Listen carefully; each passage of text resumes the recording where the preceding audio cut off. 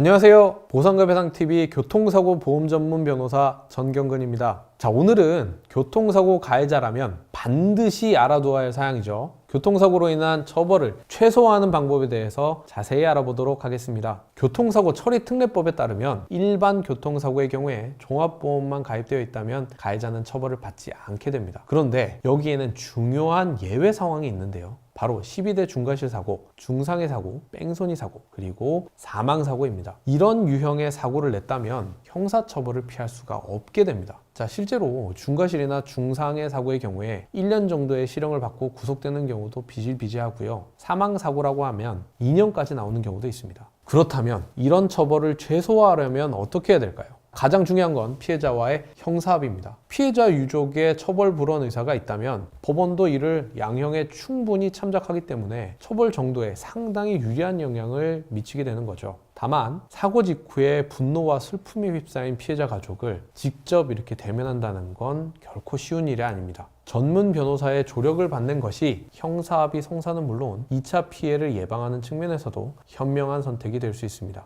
특히 저희 보상과 배상 법률사무소는 의뢰인이 운전자 보험이 있다면 피해자분들께 먼저 연락을 드려서 운전자 보험에 따른 충분한 합의금 지급이 가능하다는 것을 설명드려서 안심시켜 드리고 있는데요. 피해자의 진단면과 상태 등을 꼼꼼히 분석해서 현재 피해 정도를 기준으로 할 때 이 형사합의금이 어떻게 하면 가장 많이 나올지를 피해자분께 알려드립니다. 이게 바로 저희 보상과 배상에서 교통사고 형사사건을 처리하는 노하우입니다. 자, 그 결과 대부분의 피해자분들이 마음을 풀고 형사합의를 해주시고 또 나아가서 처벌불원서와 탄원서까지 작성해 주는 거죠. 이렇게 형사합의가 이루어지면 가해자에 대한 처벌 수위를 한층 낮출 수 있게 되는 겁니다. 자, 이제 1단계인 형사합의가 마무리되면 2단계는 재판 과정입니다. 법정에 출석해서 피해자의 처벌불원서와 탄원서 등을 제출하고요. 양형 자료를 기초로 해서 벌금 선처를 간곡히 호소하는데요. 물론 사안의 경중과 재판부의 성향에 따라서 이 벌금형 선처 요청을 받아들이는 재판부도 있고 아닌 재판부도 있습니다. 만약 벌금형 선처 요청이 받아들여진다면 다행히도 운전자 보험에서 벌금을 대신 납부해 주기 때문에